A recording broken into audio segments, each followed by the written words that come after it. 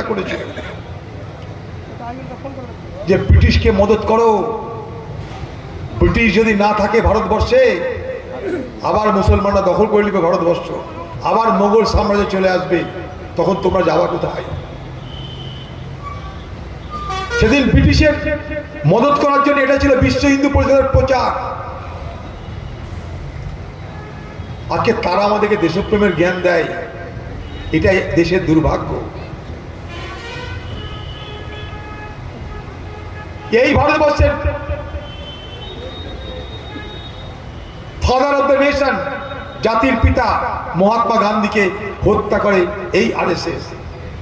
তারা আমাদেরকে দেশপ্রেমের জ্ঞান দেয়। এমন কোন পরিবার ভারতবর্ষে আছে যে পরিবারে দুজন প্রধানমন্ত্রী শহীদ হয়? নেই। তারা আমাদেরকে পরিবার নিয়ে গালি করে।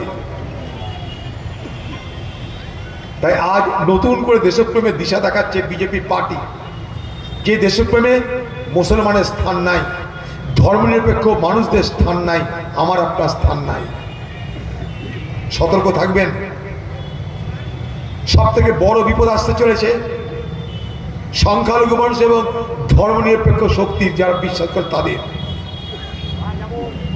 তার জন্য কংগ্রেসের উপর আক্রমণ মোদীর, কারণ কংগ্রেস ধর্মনিরপেক্ষ শক্তির প্রতীক।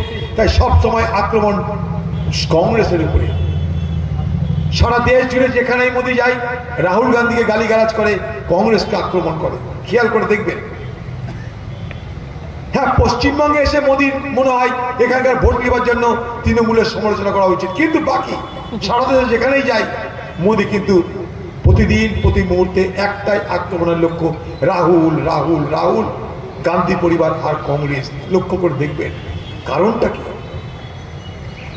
কারণ ওরা জানে কংগ্রেসের এমপি সংখ্যা কমলো বাড়লো বড় কথা নয়, কিন্তু কংগ্রেস বেঁচে থাকলে একটা আদর্শ বেঁচে থাকবে এদেশে। সে আদর্শের নাম ধর্মনিরপেক্ষতা।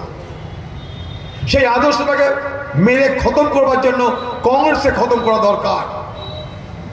তাই মোদীর লক্ষ্য দিদি নয়, মোদীর লক্ষ্য রাহুল, মোদীর লক্ষ্য কংগ্রেস। কারণ কংগ্রেস দেশের কথা বলে। এই সহজ সরল সত্য কথাটা ভারতবর্ষের মানুষ বোঝার চেষ্টা করবেন।